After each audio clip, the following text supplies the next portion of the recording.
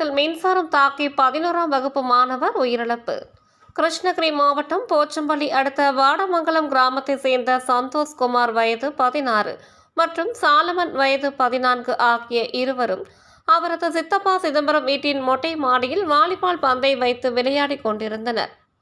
அப்போது பந்து எதிர்பாராத விதமாக வீட்டின் முன்புறம் நிழலுக்காக அமைக்கப்பட்டிருக்கும் ஆஸ்பெட்டாஸ் சீட்டின் மீது விழுந்துள்ளது. அந்த பந்தை எடுக்க சந்தோஷ்குமார் வீட்டின் முன்புறம் அமைக்கப்பட்டு இருக்கும் டாப் லைட் விளக்கின் கம்பி பிடித்து கொண்டு இறங்க முயற்சித்த போது அந்த கம்பியில் இருந்து வந்த மின்சாரம் தாக்கியதில் அங்கேயே துடிதுடித்துள்ளார். இதனை கண்ட சாலமான் அவரை காப்பாற்றுவதற்காக அவரை பிடித்த போது அவரும் மின்சாரம் தாக்கப்பட்டு துடிதுடித்துள்ளார்.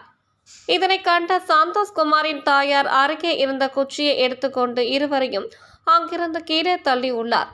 பின்னர் இருவரையும் மீட்டு தருமபுரியில் உள்ள தனியார் மருத்துவமனையில் அனுமதித்தனர். அப்போது பரிசோதித்த மருத்துவர் சந்தோஷ்குமார் ஏற்கனவே இறந்துவிட்டதாக தெரிவித்துள்ளார். படுகாயம் அடைந்துள்ள சாலமன் தொடர் சிகிச்சையில் இருந்து வருகிறார். சந்தோஷ்குமார் தனியார் பள்ளியில் 11ஆம் வகுப்பும், சாலமன் வாடமங்கலம் கிராமத்தில் உள்ள அரசு உயர்நிலைப் பள்ளியில் 9ஆம் வகுப்பும் படித்து வருகின்றனர். விளையாடி கொண்டிருந்த பொழுது எதிர்பாராத விதமாக மின்சாரம் தாக்கி உயிரிழந்ததை அடுத்து அக்கிராமமே சோகத்தில் மூழ்கியுள்ளது.